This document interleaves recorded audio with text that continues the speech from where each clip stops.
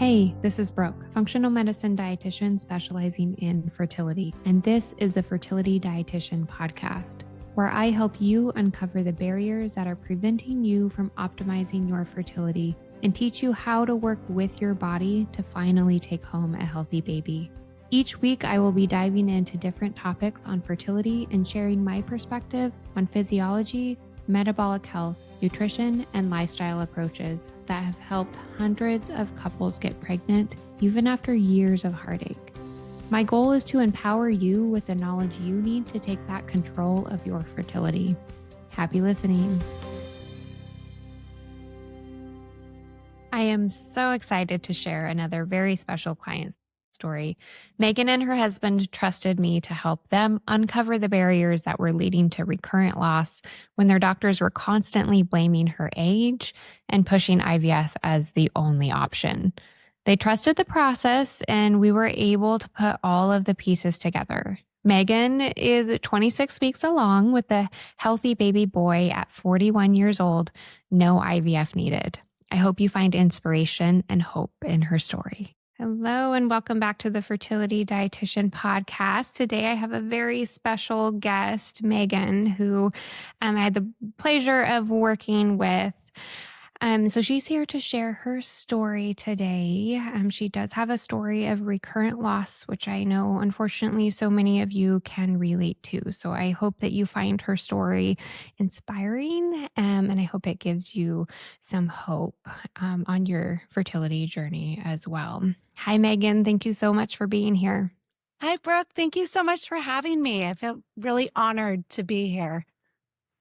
I'm so honored that you chose me to be a part of your fertility journey. So let's take a big step back, and I'd love if you're willing to share with those listening to hear what your fertility journey looked like before we met. Absolutely. So our journey started about 3 years ago. My husband and I decided to start the next step of expanding a family. I was what you would call post-maternal age, according to my doctors, when we decided to do this. I was about 38, almost 39 years old, and we'd been trying for about 5 or 6 months, and our doctors recommended that we fast track into IUI because of my age and just where we were at. So we went into IUI. I did 3 rounds of IUI first until our 3rd round was successful. And unfortunately, early on in that pregnancy, at about 7 weeks, we found out that it was no longer viable. So that was very disappointing, but tried to stay hopeful at the fact that we had gotten pregnant. Our doctors we met with right then kind of were just telling us already about IVF. Hey, we saw 3 more rounds that insurance would cover for IUI, but IVF was most likely the next step that would happen. That was kind of a lot to hear, but wasn't really ready to accept that. Even though I think IVF is a fantastic tool and might be something in our future that we rely on. But just at that time, I wasn't really ready to accept that or hear that.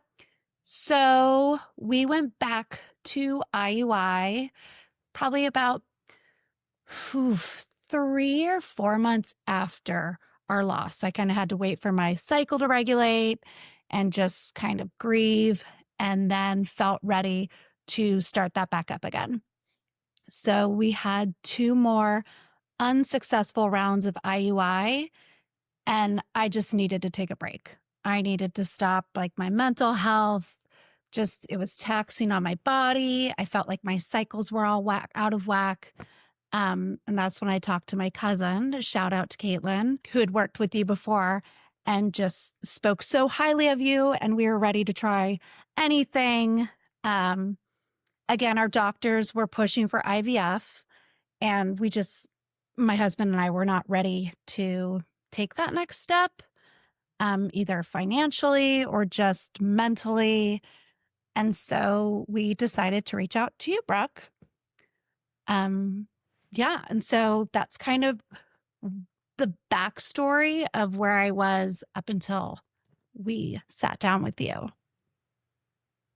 Yes. Yeah. So you had already gone through a lot with fertility doctors and support in that kind of what I call conventional fertility arena. And they were kind of pushing you in a direction you weren't quite ready for. Do you feel like your age had a big deal to, or was a big reason that they were That encouraging was that? what was responded to us. Your post-maternal age. I love they don't say geriatric anymore.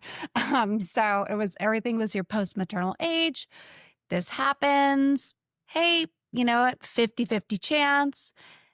Everything else looked great in my body, according to my doctors. I had a normal uterus, my levels look regulated. Not a lot of testing was done, to be honest. I hadn't had any blood work, just checking my TSH levels and things like that. But otherwise, it was just, yep, you're 38, 39. This is going to happen. So I just kind of was like feeling, and there were other things I know we might talk about that were going on with my health that I was just kind of like concerned about. And I think that's kind of what you touched on, that were the next steps.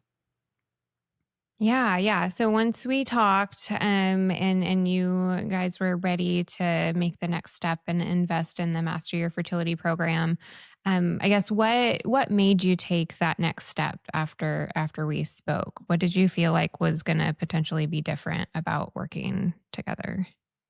Well, first of all, you really listened, and I just felt so supported right away. So did my husband as well. And the part about digging deeper, you really talked about like finding kind of where's the root of this all coming from? Like, why did this miscarriage happen? What's going on in your whole body, not just your uterus, but like what is going on all around. And so I think just exploring the testing and digging deeper is really what just hooked us to take that next step. Yes, I love that. That is my favorite part of, of getting to work with clients for just exploring barriers that are getting in the way of how your body is able to support reproduction. Like age is a piece of the puzzle, but it's actually a fairly small piece of the puzzle when you're still cycling. And heck, even if you are premenopausal and not quite cycling normally, there's often a lot that we can uncover to support egg quality and reproductive environment for best outcomes possible. And the goal is always to try to, support natural conception, but we always have tools in our back pocket too if we need to revisit them. What do you feel like were some of the biggest things you learned from the deeper dive testing that we did together? Well, I know something I had talked about with you, some things I was noticing with my body. It was waking up every night, 2 AM, like clockwork. I wasn't feeling like too stressed at work, but it was just like every night I was waking up, and every morning it was a rush when I'd get up. Something was going on with my gut, something not pretty. It was just every morning, like clockwork, a rush to the restroom. And so I know when you tested, you did blood, you did stool, and you did hair sample, which was amazing. And I've talked to friends about people didn't even know that was something that you could test, and how that goes back months and looks back. Um, and I think after you found that out, the two things that really stood up to me were the gut health and also the mineral depletion that was happening in my body.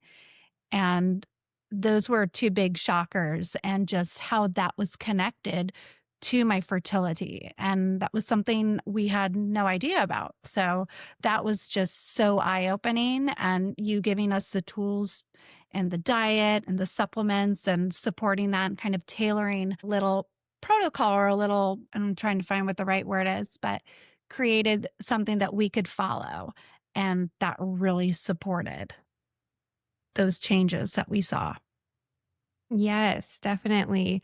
The gut testing is always insightful. Even when we're not having symptoms, I typically find barriers in the gut in some fashion. But for you, Megan, once we started implementing um, nutrition and supplement changes, how did your gut symptoms change? It was it was miraculous. I couldn't believe it. I mean, and that was probably the quickest change I found in my body, just how I was having normal bowel movements. I was not waking up and rushing. It was just like typical and it seemed healthy. And also the supplements and the minerals that my body were now able to take in, I was sleeping through the night, and it just like my whole world was changing with my body and in a positive way.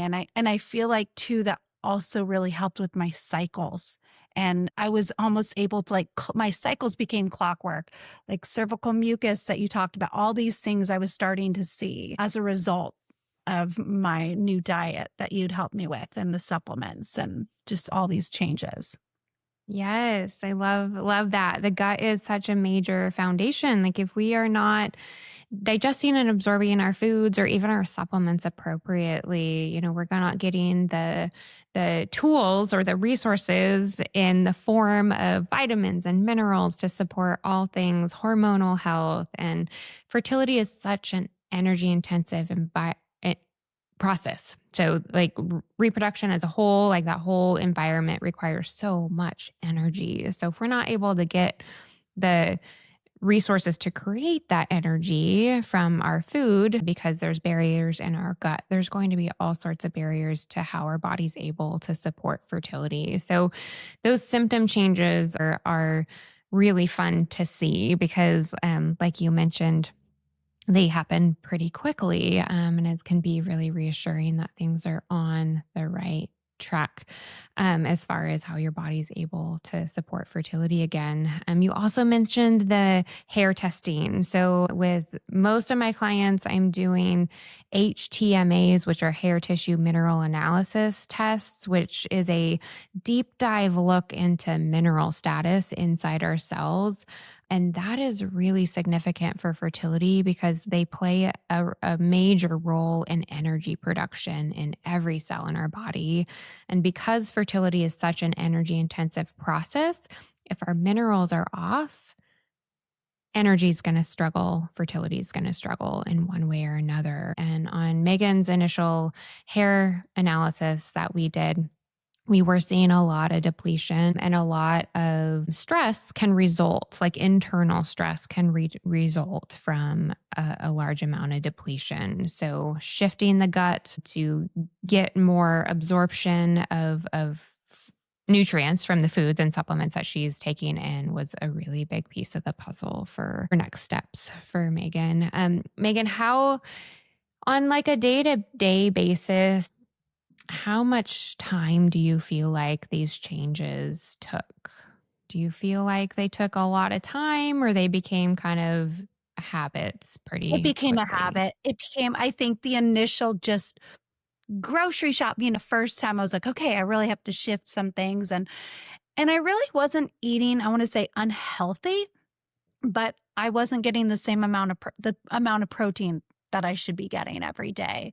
I wasn't having the sides that I should be including in my meals. So it was just more of just kind of being more mindful and thoughtful when I was grocery shopping.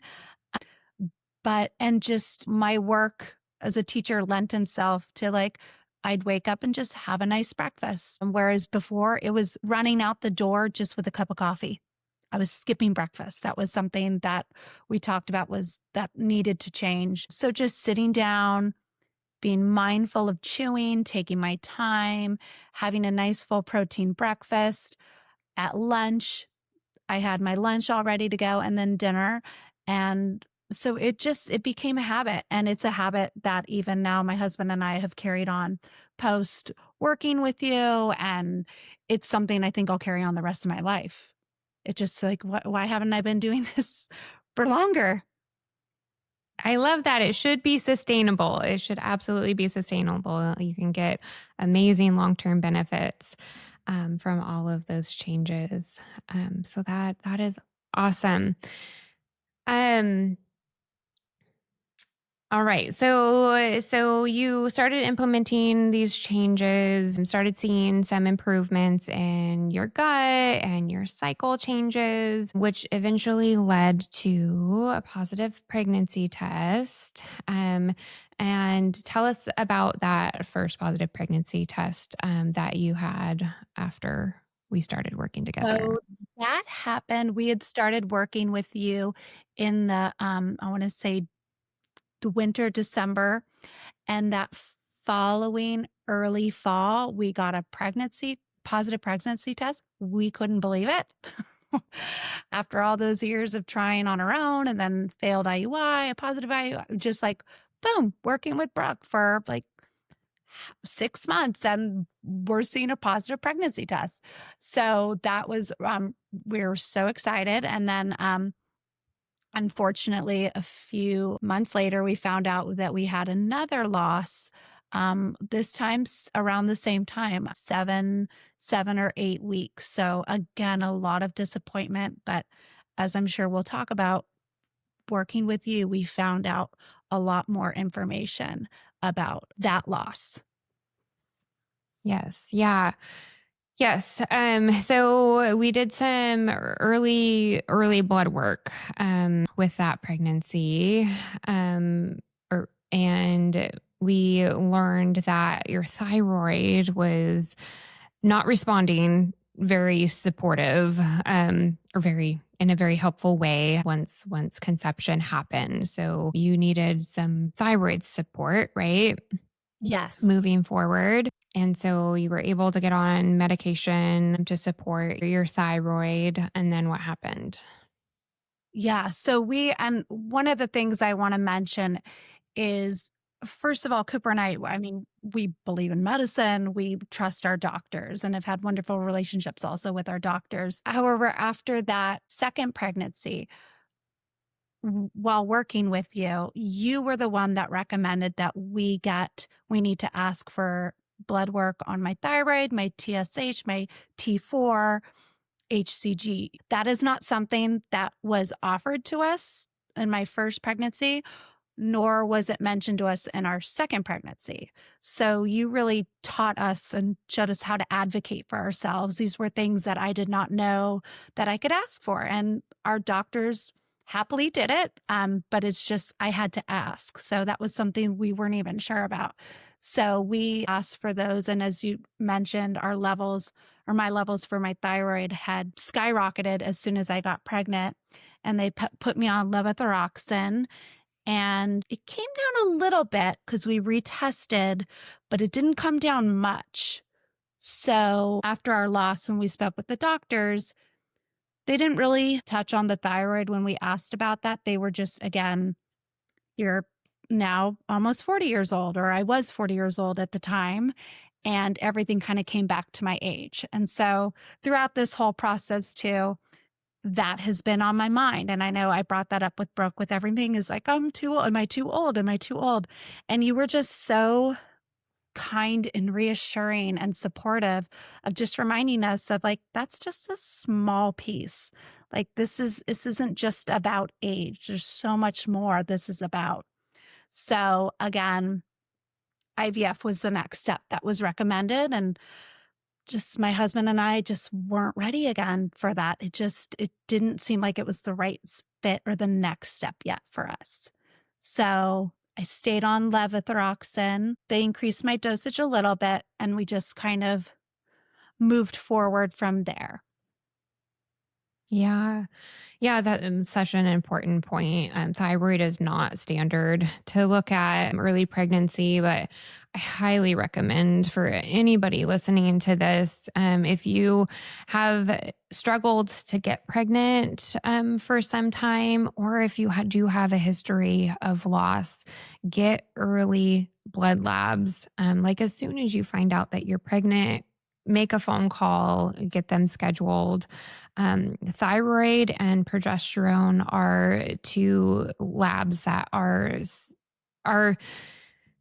fixable if we know about them early on. And sometimes we can get medication on board. A lot of times we can early enough to support that pregnancy. But as Meghann mentioned, the dose was off a little bit. The thyroid still remained a little elevated, and that's most likely, highly likely, why unfortunately there was another loss with that second pregnancy.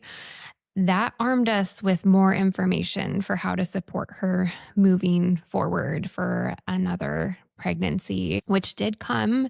Meghann maintained her lifestyle changes with nutrition and everything to recover from that loss. And tell us what happened next.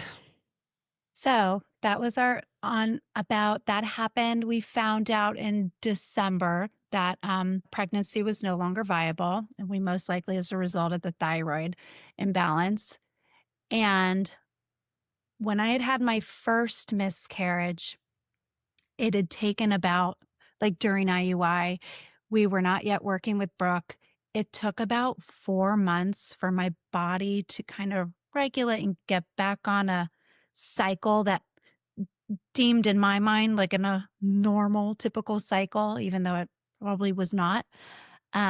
Anyway, fast forward after this miscarriage, I had one, my cycle started up like clockwork, clean, amazing, on schedule the next month after a miscarriage. And then I found out I was pregnant again the following month.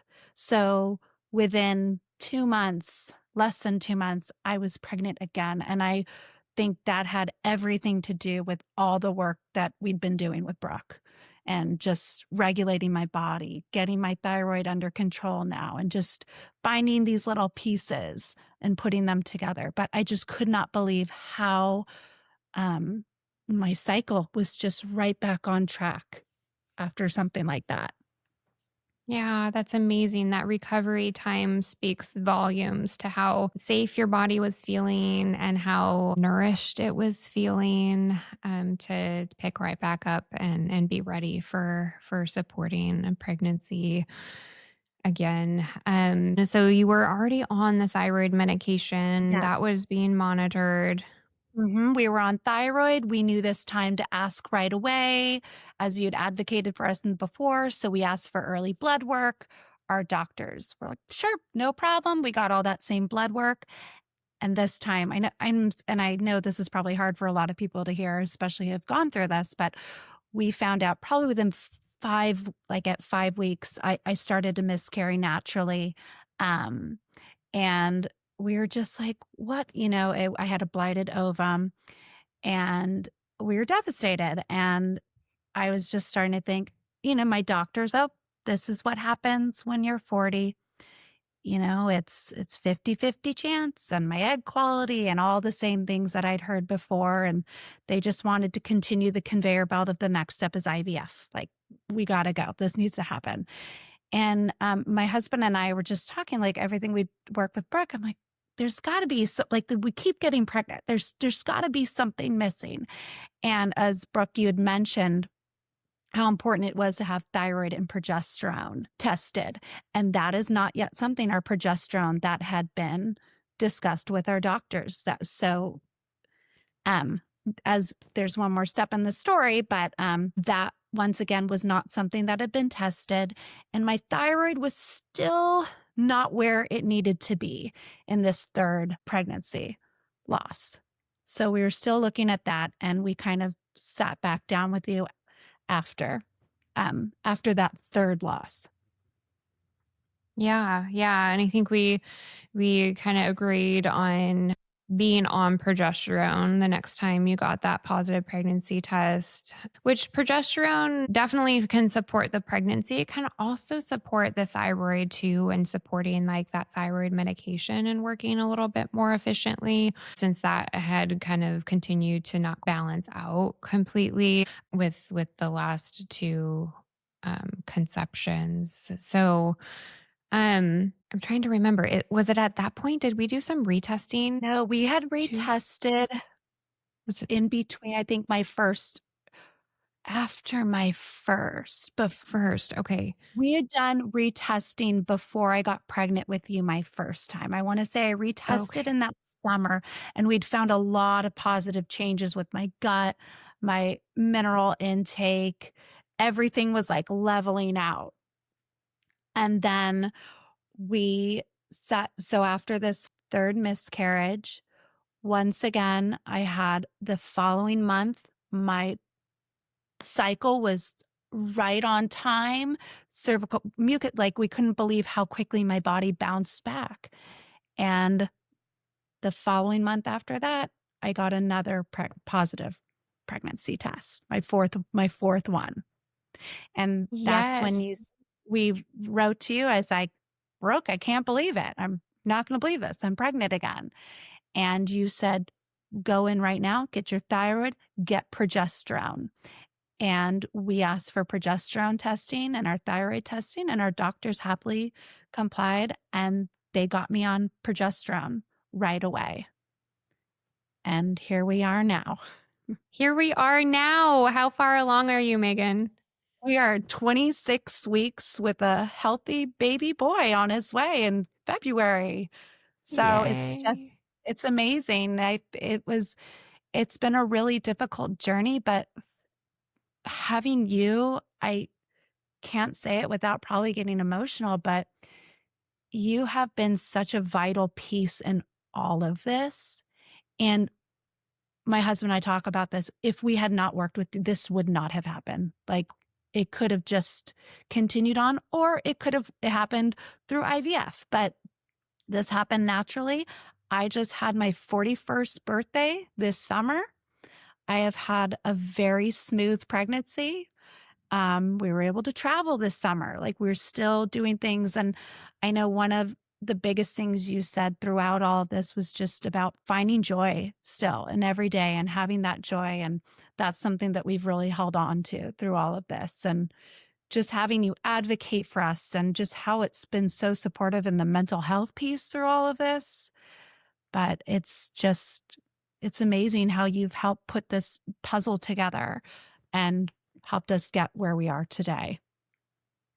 I'm so excited for you guys and always makes me emotional. Any pregnancy announcement does, but after recurrent loss and making it to this point, it's such a major milestone. Am always honored to be part of your support team and supporting just how you're advocating for labs and medications that are so crucial for supporting a healthy pregnancy. So excited for these next steps for you guys. I mean, sometimes it's really unfortunate, but we do have to learn along the way.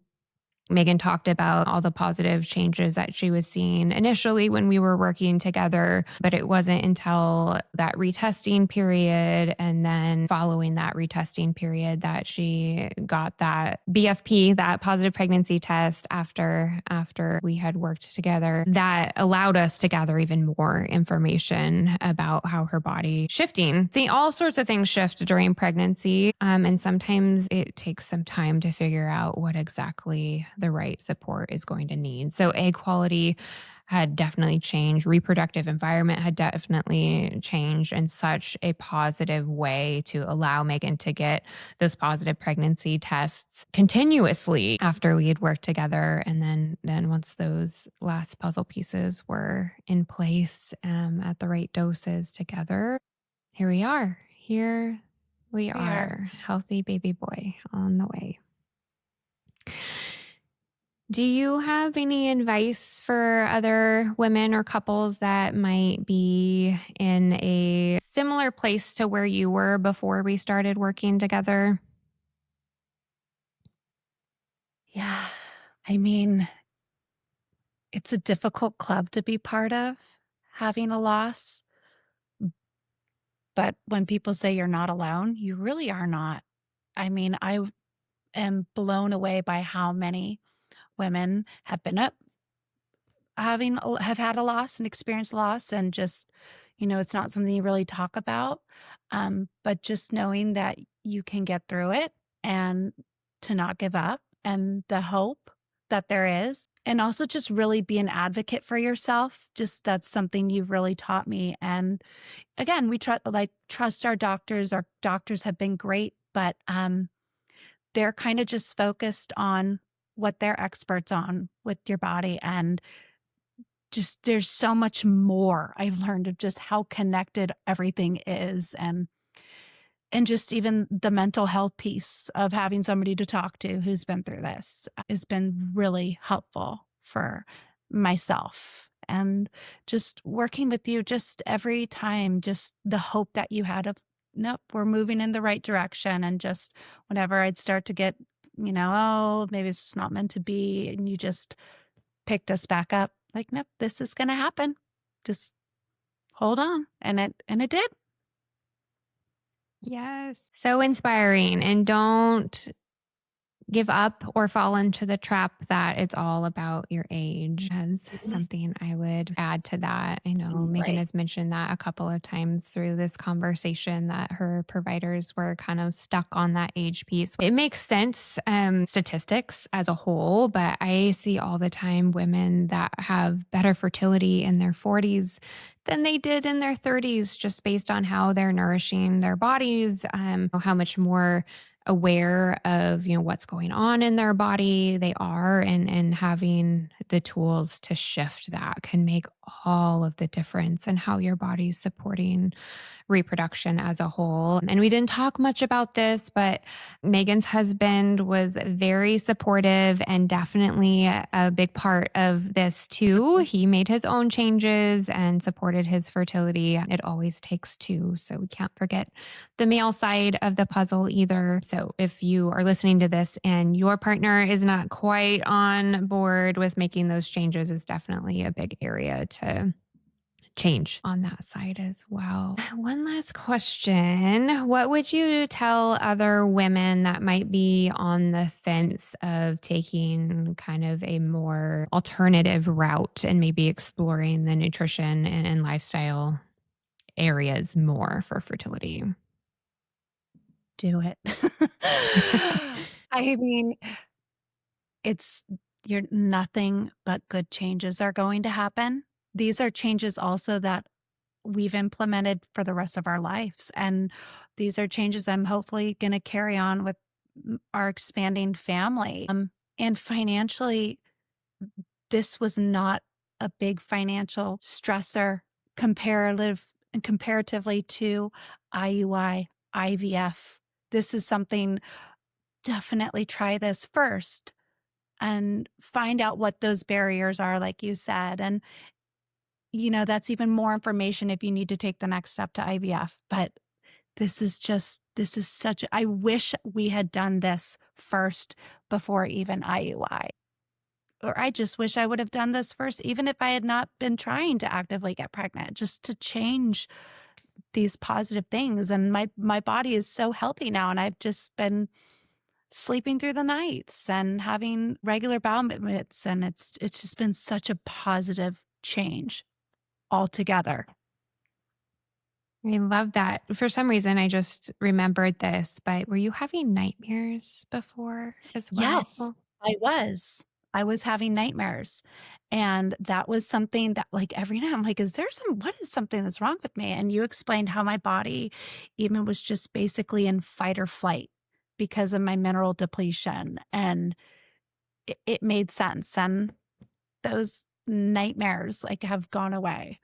Now I just have like work dreams, like typical work dreams or things like that. But yeah, that was something that was definitely happening early during that time as well before working with you. Funny.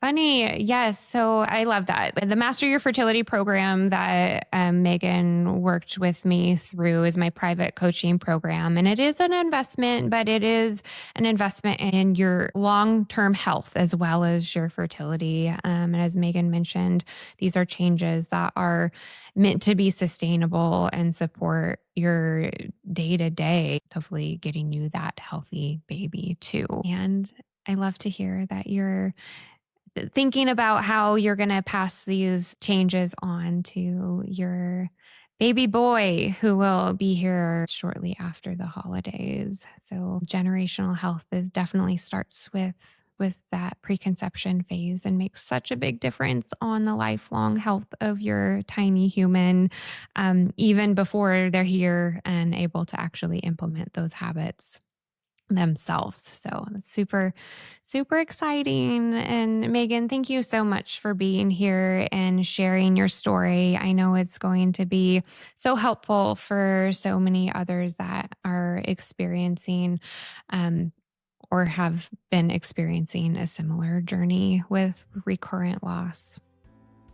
Thank you for having me and letting me share. It's just can't give up hope. It happens. I couldn't believe it.